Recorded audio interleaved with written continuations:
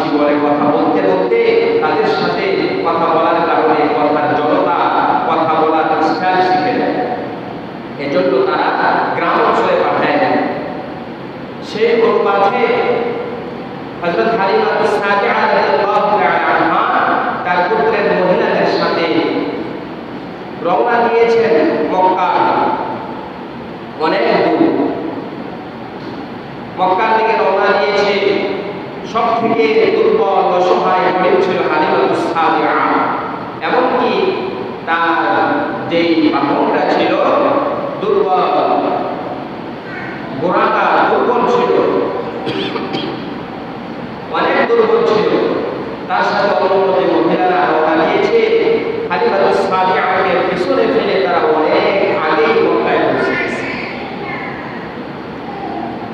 ওই সময় ওই বছরে কারণ বছরে মহামারী চলছিল, গাছপালার মধ্যে ফল হইত না, জমিনে ঘাস ছিল না, ছাগলগুলা বকরিগুলা দুর্বল হয়ে গেছে, না খাইতে শুকায় গেছে, উনুনে দুধ ছিল না, এমনকি নারীদের স্তন্য দুধ ছিল না যে বাচ্চাদেরকে খাওয়া, এরকম দুর্ভিক্ষ দেখা দিয়েছিল। সেজন্য হালিমাতুস সাদিয়া সম্ভ্রান্ত একটা বংশের মেয়ে, তো তাদের সাথে রওনা দিয়েছে। সবার অনেক তেজস্বী, অনেক শক্তিশালী, সবাই আগে আগে চলে গেছে। হালিমাতুস সাদিয়া সবার পিছনে পড়ে গেছে। হালিমাতুস সাদিয়া মক্কায় পৌঁছানোর পরে লক্ষ্য করলেন তার সঙ্গীরা সবাই ধনীদের ছেলেদেরকে, সন্তানদেরকে গ্রাম অঞ্চলের দিকে আবার রওনা দিয়েছে। সবাই চলে গেছে যার যার পছন্দ মতন বড় ধনী লোকদের সন্তানদেরকে নিয়ে দত্তক নিয়ে চলে গেছে। সবার পিছনে হালিমা পৌঁছায় দেখে কেউ নাই, কেউ নাই। তবে লক্ষ্য করে দেখলো মক্কার এক প্রান্তে একজন এতিম বাচ্চা, যার পিতা জন্মের আগেই মারা গেছে, পরিবার এত ধনী নয়, টাকাওয়ালা নয়। এখন সবাই চলে গেছে, আর কোনো বাচ্চা নাই, শুধু মুহাম্মদ, শিশু মুহাম্মদ রয়েছে। হালিমাতুস সাদিয়া একবার ভাবে তাকে নিব নাকি নিব না, কারণ সে তো অসহায়, দুর্বল এতিম, তাকে দত্তক নিলে তো মায়েরা বেশি পাওয়া যাবে না। হালিমাতুস সাদিয়ার স্বামী বলে নাও চলে যায়, সবাই তো ভালো ভালো বড় লোকদের সন্তানদেরকে নিয়ে চলে গেছে। হালিমাতুস সাদিয়া বলে না, যেহেতু আসছি তাকে নিয়ে বাড়ি ফিরবো, খালি হাতে ফেরা থেকে এতিম অসহায় দুর্বল বাচ্চাকে নিয়ে ফিরাটাই বেটার হবে। হালিমাতুস সাদিয়া চিন্তা করলেন তাকে নিয়ে যাবে, যেই চিন্তা সেই কাজ। হালিমাতুস সাদিয়া শিশু মুহাম্মদকে বললেন আমি তাকে দত্তক নিব।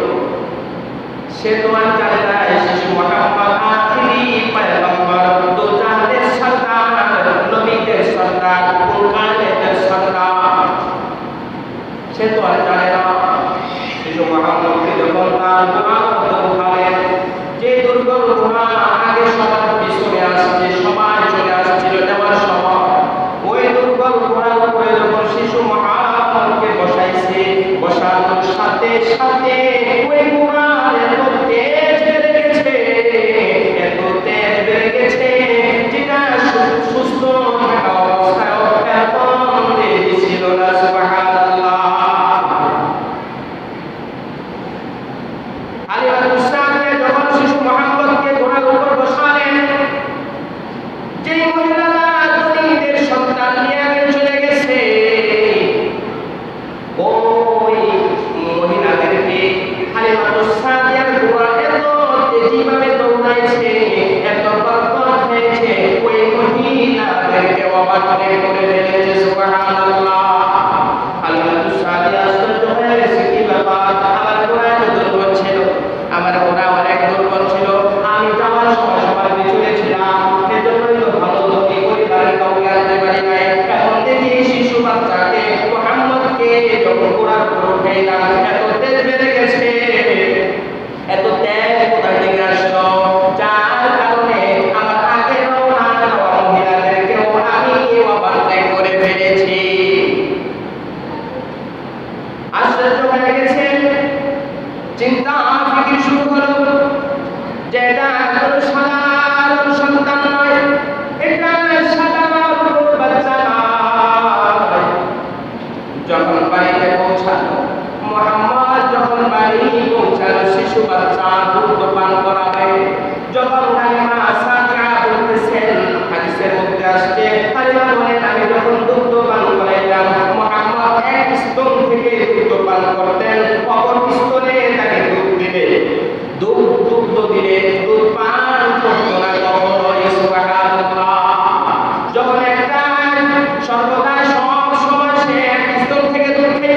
অপর স্তন থেকে খাইতো না, কারণ মুহাম্মদ টের পেয়েছে যে তার দুধ পায় আছে। হালিমাতুস সাদিয়ার আরেকটা সন্তান ছিল, অভাবের কারণে, মহামারীর কারণে, দুর্ভিক্ষের কারণে মক্কায় গিয়ে শহর থেকে বাচ্চা আনছে, লালন পালন করলে একটু মায়না পাবে এজন্য আনছে। কিন্তু হালিমারও কিন্তু কি আছে, আরেকটা সন্তান ছিল, তার নাম ছিল আব্দুল্লাহ। কি নাম ছিল? আব্দুল্লাহ। এবং মুহাম্মদ সে তো বড় হয়ে নেতা হবে, যারা নেতা হবে শুরু কাল থেকে তাদের স্বভাব চরিত্র, তাদের জ্ঞান গরিমা আল্লাহর পক্ষ থেকে বুদ্ধিতে হবে কি থাকে, ইনসাফটা থাকে, ইনসাফটা। যে আমি যদি এক স্তর খাই আরেক স্তর খাই তাহলে আমার দুধ পাই, আব্দুল্লাহ কি খাবে?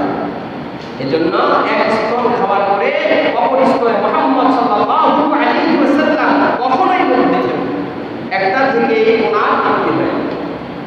যে হালিমার স্তরে দুধ ছিল না, মুহাম্মদকে নেওয়ার পরে তার দুধ বেড়ে গেছে, গাছের মধ্যে ফল বেড়ে গেছে, মোটা তাজা যেগুলা শুকনা বকরিগুলা ছিল, শুকনা ছিল, ওই বকরিগুলা মোটা তাজা হয়ে গেছে।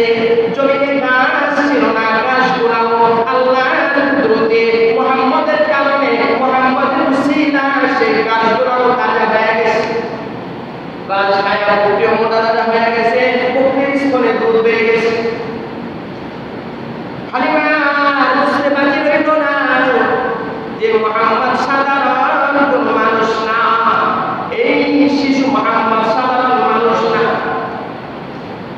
লালন পালন করছে, লালন পালন করছে, বড় হতে লাগলো, কিছুটা বড় হতে লাগলো, কিছুটা বড় হওয়ার পরে যখন হাঁটা শিখছে, একটু দৌড়াইতে পারে, হাঁটতে পারে,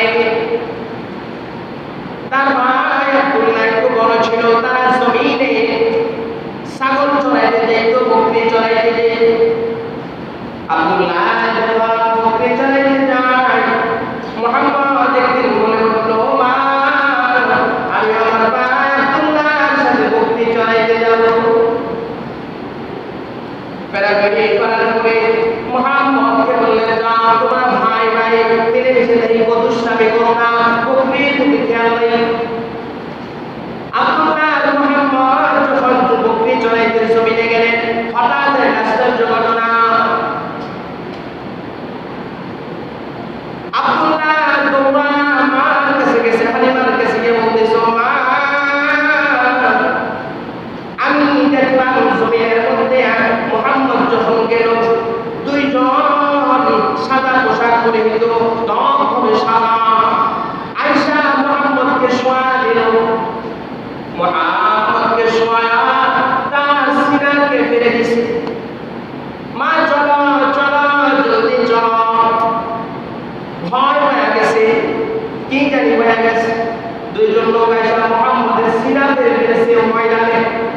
হালিমাতুস সাদিয়া দৌড়ায় গিয়ে দেখে মুহাম্মদ সুস্থ, মুহাম্মদের বুক ফাড়াও নাই, কোনো চিহ্ন নাই, কিন্তু চেহারার মধ্যে একটা ভয়ের ছাপ হয়ে গেছে। হালিমাতুস সাদিয়া বলে, কি হয়েছে তোমার? যে দুইজন লোক আসলো, আমার সিনাকে ফেলে দিয়েছে, আবার আল্লাহর শুকরিতে সিনা লেগে গেছে, কোনো চিহ্ন নাই, এটাতে ফাঁসে কোনো চিহ্ন নাই। এটাকে বক্ষ বিদন্ন বলে, বক্ষ সদর বলে, অর্থাৎ সিনাকে ফাঁসে। আল্লাহ রাসূল সাল্লাল্লাহু আলাইহি ওয়াসাল্লামের সিনা কয়েকবার ফাড়া হয়েছে, এটা আল্লাহর তরফ থেকে, সত্যতা বশত না, আল্লাহর পক্ষ থেকে। একবার ওই হালিমাতুস সাদিয়ার কাছে থাকা অবস্থায় যখন বকরি চড়াইতে গেছে, তখন আরেকবার যখন নবুয়ত দিয়েছেন, তখন আরেকবার যখন আমাদের নবী সাল্লাল্লাহু আলাইহি ওয়াসাল্লাম মেরাজে যাইবেন, এর আগে তার সিনাকে ফেরে সিনা ফাড়ার উদ্দেশ্য হলো ব্যাখ্যার মধ্যে আসছে যে ওনার ভিতরে তো কোনো খারাপই নাই, কোনো গুনাহ নাই, তারপরও ওনার সিনাটাকে ফেরে জান্নাতের সুগন্ধি সুন্দর পানি দিয়া ওই ভিতরের সব কিছু ধুইয়া আবার ভিতরে ঢুকাই। এটা নবীর কারাম, এটা আল্লাহর পক্ষ থেকে বন্ধকে। এরকম ঘটনা যখন ঘটছে, হালিমা চিন্তায় পড়ে গেছে, কি ব্যাপার, এই শিশুটার সাথে এমন হয়। সে গেছে তার মার কাছে, আমেনার কাছে, মক্কায় চলে গেছে।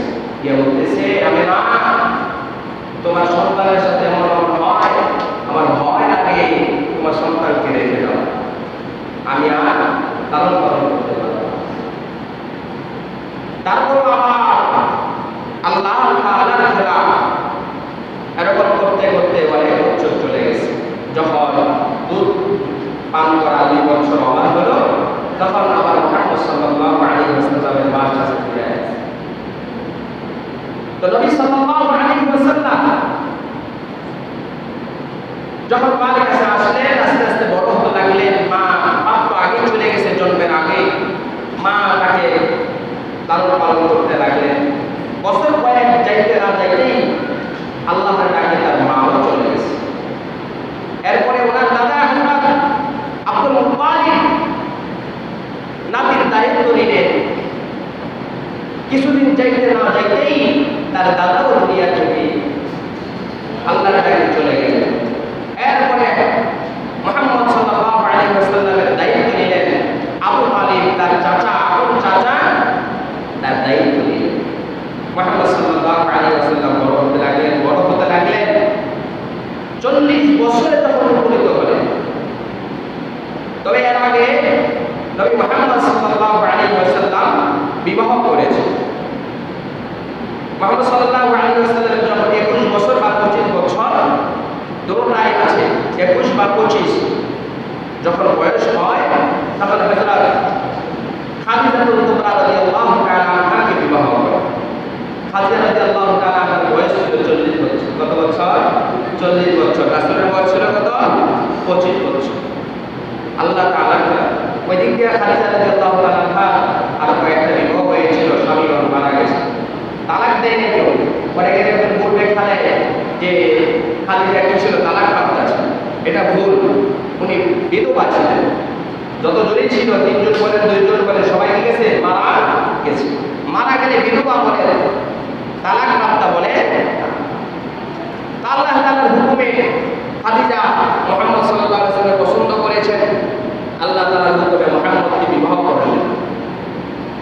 তখন কিন্তু নবুয়ত পাইলেন, নবী হয় নাই, কিন্তু ওনার চাল চরিত্র, তার আচার আচরণ, তার ব্যবহার, তার কথাবার্তা খুব সুন্দর ছিল। কেমনে বুঝতে পারলো? নবী যখন, মুহাম্মদ যখন বড় হলো, বড় হওয়ার পরে খাদিজার বড় ব্যবসা ছিল। এই ব্যবসা উনি দেখাশোনা করেন। একদিনের ঘটনা, উনি ব্যবসা করতে গেছে, যেখানে কথার কথা আপনার সারাদিন লাগার কথা, ওইখানে উনি 2 ঘন্টার ভিতরে ব্যবসা করে এবং প্রচুর পরিমাণ লাভ করে খাদিজার দরবারে চলে আসে। খাদিজা দেখা তো অবাক হয়ে গেছে, কি ব্যাপার, কোনো সমস্যা হলো কিনা, এত জলদি কেন চলে আসে? মুহাম্মদ সাল্লাল্লাহু আলাইহি ওয়াসাল্লামকে প্রশ্ন করলেন, কি ব্যাপার মুহাম্মদ, যেখানে সারাদিন লাগার কথা তুমি সেখানে এত জলদি কেমনে চলে আসলা? মুহাম্মদ বলেন, আমি অল্প সময়ের মধ্যে আগের থেকে অধিক গুণে বেশি লাভবান হয়ে নিয়ে আসছি। আমি মাল কিনেছি, আবার বিক্রি করেছি, দেখো কত পরিমাণ লাভ হয়েছে। তখন খাদিজা বুঝতে পেরেছে মুহাম্মদ সাধারণ কোনো লোক নয়। তখন প্রস্তাব দেওয়া হয়েছে, উভয় পক্ষ থেকেই অভিভাবকরা মিলে বিবাহ করেছে। আল্লাহ রাসূল সাল্লাল্লাহু আলাইহি ওয়াসাল্লামের যত সন্তান পৃথিবীর মধ্যে জন্ম নিয়েছেন, সব খাদিজার পেটে। এরপরে আর যত বিবাহই করেছেন, অন্য কারো ওদর থেকে কোনো সন্তান জন্ম নেন না। মুহাম্মদ সাল্লাল্লাহু আলাইহি ওয়াসাল্লামের সন্তান সবগুলা খাদিজার ওদর থেকে আসে। মুহাম্মদ সাল্লাল্লাহু আলাইহি ওয়াসাল্লামের 3 জন সন্তান ছিল ছেলে, আর 4 জন ছিল মেয়ে। আল্লাহ তাআলা ছেলে সন্তানদেরকে পৃথিবীর মধ্যে বাঁচায় রাখে নাই। 2 জন নিজের স্ত্রী, আরেকজন ছিল তার পাদির গর্ভ থেকে যে সন্তান জন্মগ্রহণ করেছে তার নাম হলো ইব্রাহিম। আর খাদিজার গর্ভ থেকে যে সন্তান জন্ম নিয়েছেন তারা হলো 2 জন ছেলে। একজনের নাম হলো তাহের, আরেকজনের নাম হলো আব্দুল্লাহ। একজনের নাম কাসেম, একজনের নাম 2টা ছিল, কাসেম, আব্দুল্লাহ। আল্লাহ তাআলা নবীর সন্তান, ছেলে সন্তানকে পৃথিবীর মধ্যে বাঁচায় রাখে না। তার ছোটকালে যখন হাঁটতে পারে, মোটামুটি বুঝে দৌড়াইতে পারে, তখনই আল্লাহ তাআলা তাদেরকে দুনিয়া থেকে নিয়ে গেছেন। আল্লাহ রাসূলের কোনো ছেলে সন্তান পৃথিবীর বুকে ছিলেন এবং তাদের ছেলেদের মাধ্যমে বংশ বিস্তার করান না। এটার একটা কারণ হলো, এটার ব্যাখ্যা হলো যে আল্লাহ তাআলা ওনার প্রিয় হাবিবের সন্তানদেরকে শুধু কালেই কেন পৃথিবী থেকে নিয়ে গেছে। এটার কারণ হলো যে আল্লাহ তাআলা আমাদের নবীর পূর্বে অনেক নবী পৃথিবীর বুকে প্রেরণ করেছে। আদম আলাইহিস সালাম, ওনার ছেলে শীশ আলাইহিস সালাম নবী হয়েছেন। ইব্রাহিম আলাইহিস সালামের ছেলে ইসমাঈল, ইসহাক নবী হয়েছেন। ইয়াকুব আলাইহিস সালামের ছেলে ইউসুফ আলাইহিস সালাম নবী হয়েছেন। এরকম আরো অনেক ঘটনা আছে যারা কি করেছেন, নবীদের সন্তানরা নবী হয়েছে আল্লাহ তাআলার পক্ষ থেকে। এখন যদি আমাদের নবী সাল্লাল্লাহু আলাইহি ওয়াসাল্লামের সন্তানগণ পৃথিবীর বুকে বেঁচে থাকে, তারা যদি ওই দিকে খেয়াল করে যে আগের নবীর সন্তানরাও নবী হইত, তাহলে আমরাও কি হব, নবীর পরে নবী হব। কিন্তু আমাদের নবী হলো কি শেষ নবী, আখিরি নবী। ওনার পরে কোনো নবী পৃথিবীর বুকে কিয়ামত পর্যন্ত আসবে না। এখন পূর্ব দিকে খেয়াল করে যদি আমাদের নবীর পরে তার সন্তানরা দাবি করে বসে, তাহলে তো সমস্যা। এজন্য আল্লাহ তাআলা শুরু কাল থেকে তাদেরকে পৃথিবীর বুক থেকে নিয়ে আসছে। ওনার কোনো ছেলে সন্তান পৃথিবীর বুকে বেঁচে ছিলেন না, তবে দুইজন জন্মগ্রহণ করেছিলেন। আল্লাহ তাআলা তাদেরকে নিয়ে আসছে। আল্লাহ তাআলা কোরআনের মধ্যে সূরা আহকাফের 40 নম্বর আয়াতের মধ্যে মা কানা মুহাম্মাদুন আবা আহাদিন মির রিজালিকুম ওয়ালাকিন রাসূলুল্লাহি ওয়া খাতামান নাবিয়্যিন ওয়া কানা আল্লাহু বিকুল্লি শাইইন আলিমা। আল্লাহ তাআলা বলেন, মা কানা মুহাম্মাদুন আবা আহাদিন মির রিজালিকুম, মুহাম্মদ তোমাদের কোনো ছেলে সন্তানের পিতা নন, মুহাম্মদ তোমাদের কোনো পুরুষদের পিতা নন। মা কানা মুহাম্মাদুন আবা আহাদিন মির রিজালিকুম, রিজাল শব্দের অর্থ হলো পুরুষ। মুহাম্মদ তোমাদের কোনো পুরুষদের পিতা। মা কানা মুহাম্মাদুন আবা আহাদিন মির রিজালিকুম ওয়ালাকিন রাসূলুল্লাহি ওয়া খাতামান নাবিয়্যিন, কিন্তু মুহাম্মদ আখির পয়গম্বর, শেষ নবী, সমস্ত নবীদের শেষ নবী হলো মুহাম্মদ সাল্লাল্লাহু আলাইহি ওয়াসাল্লাম। খাতাম হাদিসে পাকের মধ্যে আল্লাহ রাসূল বলেন, আনা খাতামান নাবিয়্যিন লা নাবিয়্যা বা'দি, আমি হলাম শেষ নবী, আমার পরে আর কোনো নবী পৃথিবীর মধ্যে আগমন করবে না। যারা নবী দাবি করবে আমার পরে, তারা কথা নয়। আমার আপনার সমাজের মধ্যে, আমার আপনার দেশে অনেক সময় নবী দাবি করে বসে। আল্লাহ রাসূল বলে গেছে, আমি চলে যাওয়ার পরে অনেকে নবী দাবি করবে। মুসাইলামাতুল কাযযাব নামে একজন মুনাফিক কাফের, আল্লাহ রাসূল চলে যাওয়ার পরে নবী দাবি করে বসছে। সাহাবাগণ তার সাথে যুদ্ধ বিগ্রহ করেছে, কারণ আল্লাহ রাসূল বলে গেছে আমার পরে কোনো নবী আসবে না, আমি হলাম শেষ নবী। আনা খাতামান নাবিয়্যিন, আমি নবীদের শেষ নবী। আল্লাহ রাসূল হাদিসের মধ্যে এমন ভাবে বলেছেন, একটা সুন্দর বিল্ডিং বানানো হয়েছে, সমস্ত দিকটা কমপ্লিট, কিন্তু একটা ইটের গাঁথনি বাকি রেখেছে, ওই ইটটা হলো আমি মুহাম্মদ। আল্লাহ সমস্ত নবী পৃথিবীর মধ্যে প্রেরণ করেছে, কিন্তু একটা সিট খালি রেখেছে, সেটা হলো আমি আখিরি নবী মুহাম্মদুর রাসূলুল্লাহ সাল্লাল্লাহু আলাইহি ওয়াসাল্লাম। ওনার পরে আর নবী আসবে না। যেমন আমাদের সমাজে একটা দল আছে, কাদিয়ানী সম্প্রদায়, নিজেকে নবী দাবি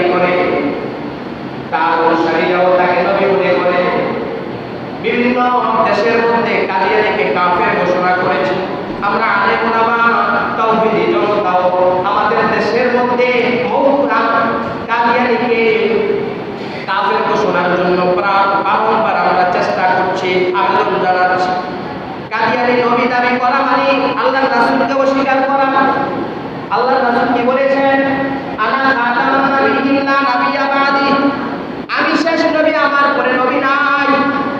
এখন কেউ আমার আপনার সামনে নবী দাবি করলে সে বলতা, সে কথা ঠিক কিনা, সে যেই হোক তাকে মানা যাবে না। সাবধান সাবধান, আমাকে আপনাকে সুন্দরভাবে রসালো কথা দিয়ে, মিষ্টি ভাষা দিয়ে বলা ফেলবে, তাদের অনুসারী বানায় দিবে, ঈমানটা নষ্ট করে দিবে।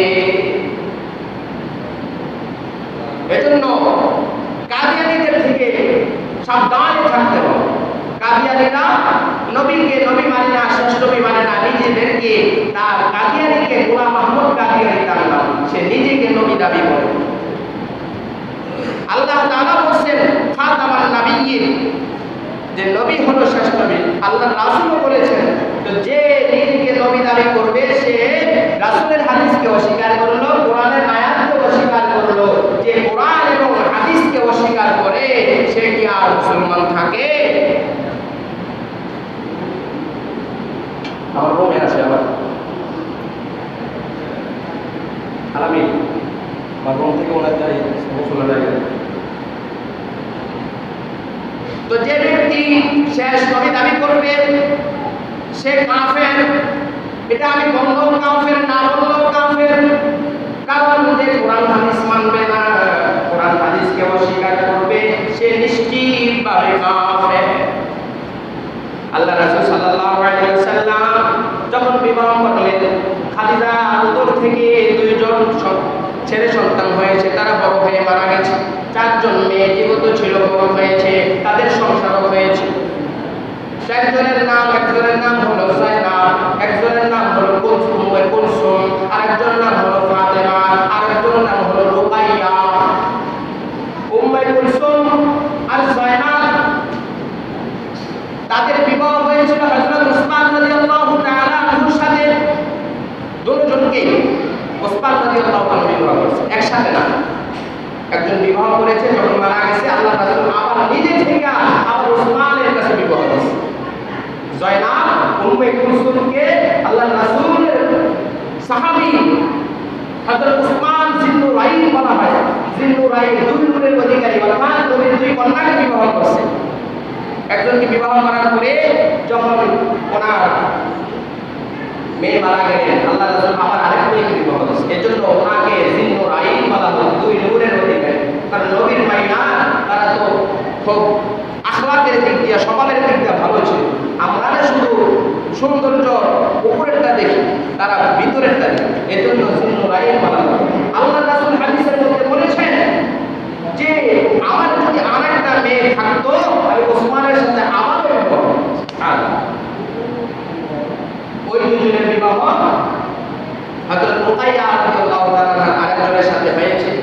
আর ফাতেমা রাদিয়াল্লাহু তাআলা আনহার ঘটনা আমরা জানি সকলেই, হযরত আলী রাদিয়াল্লাহু তাআলা আনহুর সাথে হয়েছে। এই চারজন মেয়ের সন্তানাদি হয়েছে, তাদের মাধ্যমে আল্লাহ তাআলা বংশাবৃত্তি লাভ করেছে। আস্তে আস্তে যখন নবী মুহাম্মদ 40 উপনীত হলেন, 40 বছর উপনীত হলেন, 40 বছর আগে থেকে হিরা গুহার মধ্যে গিয়া নবী সাল্লাল্লাহু আলাইহি ওয়াসাল্লাম আল্লাহর ইবাদত করতেন, ধীরে থাকতেন। একদিন খাবার নিয়ে যেতেন, শুকনা খাবার শেষ হয়ে গেলে আবার বাড়ি আসতেন। এর ভিতরে আর বাড়ি আসতেন না, সেই হিরা গুহায় থাকতেন। ঘটনা ক্রমে একদিন তিনি ইবাদতের মধ্যে মগ্ন, আল্লাহর ধ্যানে মগ্ন। একজন লোক এসে মুহাম্মদকে বলতেছে, মুহাম্মদ তুমি বলাই খাও। মুহাম্মদ বলে আমি তো করতে পারি না।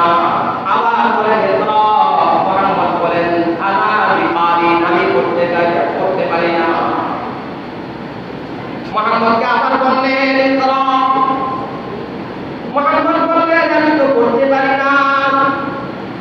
চতুর্থবার হযরত জিবরাইল আলাইহিস সালাম আল্লাহর পক্ষ থেকে নবুয়ত নিয়ে আসছে, কোরআন নিয়ে আসছে। 40 বছর যখন পূর্ণ হয়েছে, 40 এর আগে কাউকে আল্লাহ তাআলা নবুয়ত দেন নাই।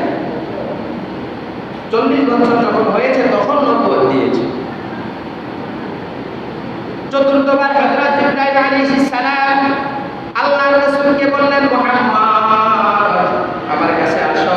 মুহাম্মদকে এইভাবে নিয়া যখন বুকের সাথে বুক লাগায় একটা চিপ মারছে, একটা চাপ মারছে, তখন বলছে, মুহাম্মদ তুমি বলো ইকরা বিসমি রাব্বিকাল্লাযী খালাক। হে মুহাম্মদ তুমি বলো তোমার প্রভুর নামে, যে প্রভু তোমাকে সৃষ্টি করেছে। সুবহানাল্লাহ।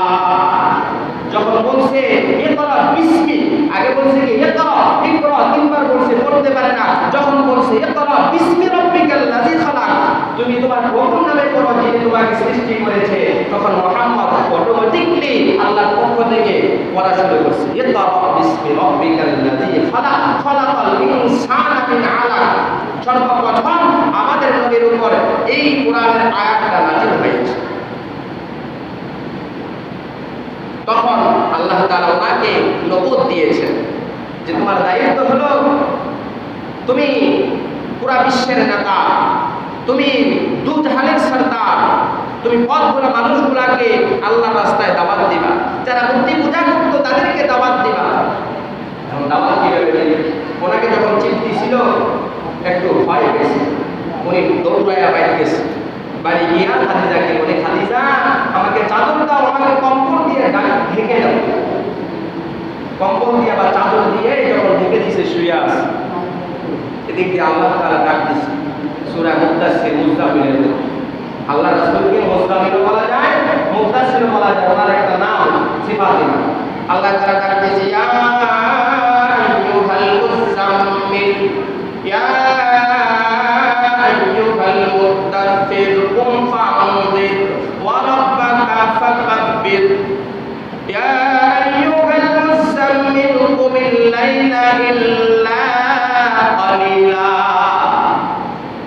হে মুজাম্মিল উঠো, ইয়া আইয়ুহাল মুজাম্মিল কুমিল লাইলা ইল্লা কালিলা। রাতের কিছু অংশ আল্লাহর জন্য দাঁড়াও, নামাজ পড়ো। ইয়া আইয়ুহাল মুদ্দাসসির, হে মুদ্দাসসির কুম ফাআনযির, আল্লাহর ভয়ে দাঁড়াও। ওয়া রাব্বাকা ফাকাব্বির, এবং তাকবীর দাও, আল্লাহর তাকবীর দাও। যখন আল্লাহ ডাক দিছে, কম্বল বা চাদর ফালায়া উঠে গেছে। আল্লাহ তাআলা দায়িত্ব বুঝাইয়া দিলেন, তোমার কাজ হলো মূর্তি পূজকদেরকে, অগ্নি পূজকদেরকে, যারা পথগুলা কাফের জাহেলিয়াতের মধ্যে পড়ে গেছে, তুমি তাদেরকে আমার রাস্তায় নিয়ে আসবা, এটা তোমার দায়িত্ব। খাদিজার সাথে পরামর্শ করছে কিভাবে করা যায়। প্রথম অবস্থায় তো পুরো বিশ্ব নিয়ে করা যাবে না, আগে নিকটতম আত্মীয় স্বজন লোকদেরকে বলতে হবে, জানাইতে হবে। ওনার চাচাদেরকে ডাক দিছে, বংশ চাচাদেরকে ডাক দিছে এক পাহাড়ের উপরে, সবাইকে ডাকছে। এদিক দিয়া মুহাম্মদ এত ভালো চরিত্রের অধিকারী ছিল, এত আমানতদার ছিল, মক্কার সমস্ত ধনী ধনী লোকেরাও তার কাছে আইনা আমানত রাখতো, যেভাবে রাখতো সেভাবেই পাই। এজন্য আল আমিন উপাধিও দিয়েছে, বিশ্বস্ত। সত্য কথা বলতো, কখনো মিথ্যা বলতো না। এই মুহাম্মদ 40 বছরের আগ পর্যন্ত সবাই মানত, আল আমিন বলতো, আর সদিক বলতো, সিদ্দিক বলতো। যখন 40 বছর উপনীত হয়েছে, পাহাড়ের কাছে গিয়া বংশের চাচাদেরকে, বংশের লোকদেরকে আহ্বান করছে, সবাই দৌড়ে আসছে। মুহাম্মদ ডাকছে, মুহাম্মদ কেন ডাকছে? যাই যাই। আয়েশা যখন দাঁড়ালেন, মুহাম্মদ বলতেছে, ও আমার চাচাগণ, বংশের লোকগণ, আমি যদি বলি পাহাড়ের অপর প্রান্তে শত্রু আছে, তোমরা কি বিশ্বাস করবা? সকলে বলে, হ্যাঁ তুমি তো সত্যবাদী, তুমি আল আমিন, তোমাকে অবিশ্বাস করার কিছু না, আমরা সকলে বিশ্বাস করি। তখন মুহাম্মদ বললেন, ও আমার বংশের চাচাগণ, ও আমার বংশের লোকগণ, আল্লাহ তাআলা আমাকে পৃথিবীর বুকে নেতা বানায় প্রেরণ করেছেন, আমাকে কোরআন দিয়ে প্রেরণ করেছেন, আমাকে নবুয়ত দিয়ে প্রেরণ করেছেন। তখন সবার প্রথম যে আবু লাহাব বাতিজা হওয়ার কারণে খুশি হয়ে নিজের বাতিকে কি করছে? আজাদ করে দিছে। ওই আবু লাহাব যখন স্বার্থের মধ্যে আঘাত লাগছে, এখন তাদের পূজা ছাইড়া দিতে হবে, তাদের পেটের দান্দা হবে না, নেতৃত্ব ছাইড়া দিতে হবে। যখন আবু লাহাব উঠে বলে, মুহাম্মদ তুমি এই জন্যই ডাকছো, আর কোনো কথা পাও নাই? তুমি কি পাগল হয়ে গেছো না জাদুকর হয়ে গেছো? নবীকে জাদুকর বলা শুরু করছে, কোরআনকে জাদুবিদ্যা বলা শুরু করছে, নবীকে মাজনুন বলা শুরু করছে। চিন্তা করে দেখেন, 40-এর আগে যেই চাচা জন্মগ্রহণ করার কারণে নিজের বাদীকে খুশি আজাদ করে দিয়েছে। বাদীর একটা দাম ছিল তখন, আজাদ করে দিয়েছে। আর 40-এর পরে যখন তাকে ভালো কাজের আদেশ দেয়, যখন ভালোর দিকে ডাকে, তখন বলে তুমি এই জন্যই ডাকছো, মনে হয় পাগল হয়ে গেছে। আল্লাহকে আর মানুষ পাই নাই এরকম নেতিম গরিবের কাছে নবুয়ত দিবে? মক্কার মধ্যে কত বড় বড়, কত ধনী ধনাঢ্য পরিবার আছে, বড় বড় লোক আছে নেতৃত্ব দেওয়ার জন্য, তোমাকে আল্লাহ বাছাই করছে, এত তিরস্কার শুরু করছে। এমনকি আবু লাহাব বাদশাকে বলতেছে যে তুমি ধ্বংস হও, কি হও? তুমি ধ্বংস হও। তখন আল্লাহ তাআলা সূরা লাহাব নাযিল করছে, ওই লাহাবের নাম দিয়া লাহাব, সূরা লাহাব, তাব্বাত ইয়াদা আবি লাহাব। আল্লাহ তাআলা বলতেছে, ও বন্ধু তুমি চিন্তা করিও না, তুমি ধ্বংস হবে না, তোমাকে যে বলছে ধ্বংস হবে সে নিজেই ধ্বংস হবে। হ্যাঁ, তাব্বাত ইয়াদা আবি লাহাব ওয়া তাব্বা মা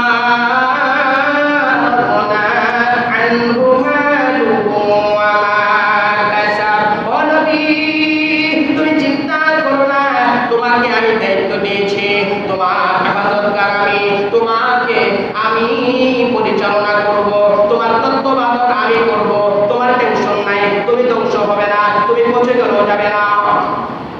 ও মুহাম্মদ শোনো, তোমার চাচা আবু লাহাবের হাত পা শরীর পচে পচেছে, দুনিয়া থেকে বিদায় নেবে।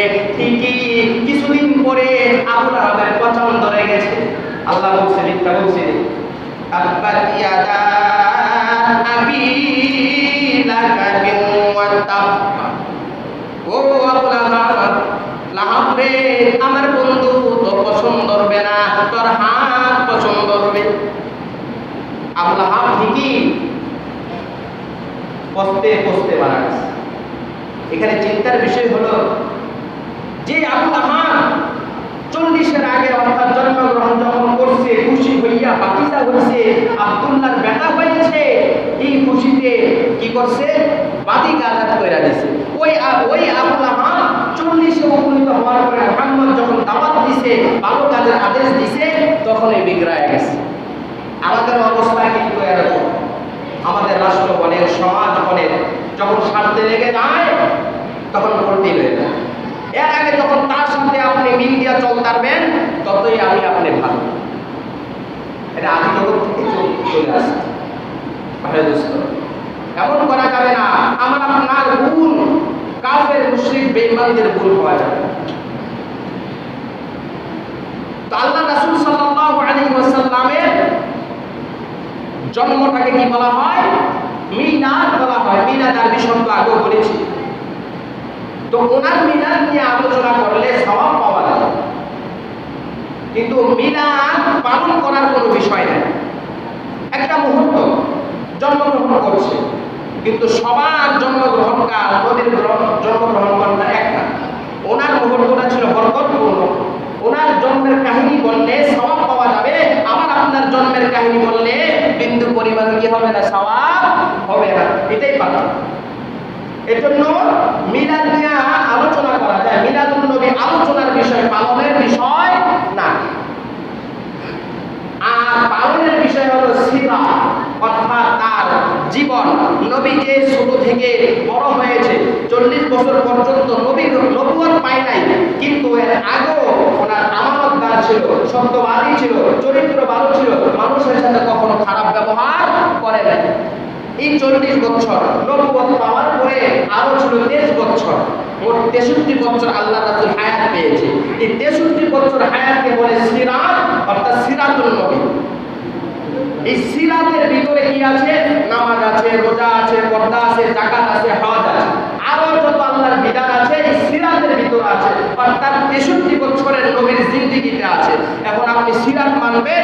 মিলাদ মানবেন। কথা বুঝতেছে? মিলাদ তো অল্প একটা সময়, অল্প সময় জন্মগ্রহণ করছে, তবে ওনার মিলাদ আলোচনা করলে, আলোচনার বিষয় আলোচনা করলে সওয়াব পাওয়া যাবে। কিন্তু আমাদের মধ্যে এক শ্রেণীর লোক আছে যে মিলাদ নিয়েই পড়ে থাকে, মিলাদ উদযাপন করে, নবীর জন্মদিনে কি করে? কেক কাটে। ভাই দোস্ত, আমাদের ব্রেন কত নিম্ন স্তরের হয়ে গেছে যে আল্লাহ রাসূল কোন দিবসকে পছন্দ করেন না, যে আল্লাহ রাসূল নিজে বলছে কোন দিবস মুসলমান পালন করতে পারে না। আল্লাহ রাসূল তার জন্মের উপলক্ষ করে প্রতি সোমবার রোজা রাখতেন। কি করতেন? রোজা রাখতেন যে আল্লাহ এই রবি এই সোমবারে আল্লাহ আমাকে জন্ম দিয়েছেন, এই জন্য কি করবো? রোজা রাখবো, শুকরিয়া আদায় করবো। কিন্তু আমার আপনার মাঝে এক শ্রেণীর লোক ওই দিন কেক কেটে বিরিয়ানি, শিরনি, জিলাপি খায়। তাহলে তুমি নবীর আদর্শ ধরলা না তুমি খাইলা? তোমার তো উচিত ছিল যে নবীর রোজা রাখছে, আগেও রোজা রাখবো। তুমি সারাদিন উদযাপন কইরা কেক কাটলা এবং বিরিয়ানি খাইলা, সিন্নি খাইলা, যাই খাইলা, তুমি তো রোজা রাখলা না। আল্লাহ রাসূল শুকরিয়া রোজা রাখছে সোমবারে, আর তুমি রবিউল আউয়াল মাসের 12 তারিখে এসে তুমি ঈদে মিলাদুন নবী পালন করো। আল্লাহ রাসূল সাল্লাল্লাহু আলাইহি ওয়াসাল্লাম হাদিসের মধ্যে স্পষ্ট বলে দিয়েছেন মুসলমানদের জন্য দুইটা ঈদ। কয়টা ঈদ? একটা হলো ঈদুল ফিতর, আরেকটা হলো ঈদুল আযহা। রোজার পরে যে রোজা, যে ঈদ, এটা হলো ঈদুল ফিতর, আরেকটা হলো কুরবানির ঈদ। এই দুইটা হলো মুসলমানের ঈদ। একদল বলে নবীর জন্মদিন আসলে যে সমস্ত ঈদের সেরা ঈদ। তাহলে আল্লাহ রাসূল কি মিথ্যা বলে গেছে? ঈদ যদি থাকতো আল্লাহ রাসূল বলে দেয়। এখন আপনি যদি বলেন যে ঈদ অন্তত খুশি, এখন এই খুশি যদি সব জায়গায় ঈদ লাগানো হয় তাহলে কি হবে? একজন বিবাহ করলো, বোঝার জন্য বলতেছি, একজন বিবাহ করলো, বিবাহ করা আনন্দের বিষয়, খুশির বিষয়। এই খুশি কি সবাই পালন করতে পারবে? তা আপনি যে শুধু ওই খুশি বিদায় এর জন্য ঈদ এখানে লাগাই দিচ্ছেন, যেখানে সেখানে সবকিছু লাগানো যাবে না। যদি মুসলমানের ঈদ থাকতো, আনন্দ থাকতো, আল্লাহ রাসূল বলে দিন, আল্লাহ রাসূল বলেন মুসলমানের ঈদ হলো দুইটা। আর মুসলমান কোন দিবস পালন করতে পারে না, জন্মদিন হোক, মৃত্যুবার্ষিকী হোক। ওইদিকে যাচ্ছি না, পরে আলোচনা করবো ইনশাআল্লাহ। জন্মদিন পালন করা যাবে না। এবং তুমি যে কেক কাইটা খাইয়া রোজা না রাখা পালন করলা, তাহলে নবীর আদর্শ তোমার ভিতরে কোথায় আসবে? তোমার মুখে দাড়ি নাই, নবীর 63 জিন্দেগির মধ্যে দাড়ি ছিল, তোমার যে দাড়ি নাই, তুমি কেমনে মিলাদুন নবী পালন করলা? মিলাদুন নবী পালন করার বিষয় নয়, আলোচনার বিষয়। আলোচনা করবো, সওয়াব হবে, আর সিরাত মানবো, এই কালো শান্তি, পরকালো শান্তি। এর জন্য 63 বছরের জিন্দেগিকে আমার আপনার আঁকড়ে ধরতে হবে। মিলাদ নিয়ে বসে থাকলে হবে না। অনেকে এমন বলে যে মিলাদুন নবী মানো, সিরাতুন নবী লাত্তি দাও। এরকম আগে হইতো, এখন এগুলো কমে গেছে। এখন আপনি আমি যে জশ্নে জুলুস, এই যে মিলাদুন নবী, এগুলো একটু বাড়াবাড়ি। এই জন্মদিন পালন করা এটা হলো খ্রিস্টানদের কালচার। কাদের কালচার? খ্রিস্টানদের কালচার, জন্মদিন পালন করা। তুমি খ্রিস্টানদের কালচারাই না নবীর সাথে মিলাই দিলা।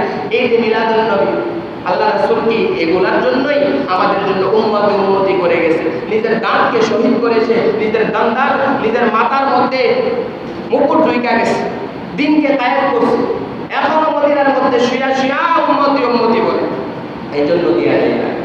আমরা যদি ওনার সিরাতকে ধরি, 63 বছর জিন্দেগিকে যদি আমরা পালন করি, তাহলে আখিরাতে সফল কাম হওয়া যায়। হ্যাঁ, আমরা না বলি না যে মিলাদ আলোচনা করা যাবে না। মিলাদ আলোচনার বিষয় আলোচনা করো, এটা পালনের কোনো বিষয় না। এটা নিয়া দল বাইন্দা, নিশান টানায়া, মাথার মধ্যে পাগড়ি বাইন্দা, হই হুল্লা কইরা, মিছিল কইরা, কেক কাইটা, এটা নবীর সম্মান বানাইলা না, বরং নবীর হাদিসকে তুমি মিথ্যা প্রমাণিত করো। ভাই দোস্ত, বোঝার জন্য বলা, রাসূলের সিরাত আমরা আলোচনা করবো ধারাবাহিকভাবে। আল্লাহ তাআলা আমাদের সকলকে বুঝবার, আমল করার তৌফিক দান করুক। আমিন। ওয়া আখিরু দাওয়ানা আলহামদুলিল্লাহি রাব্বিল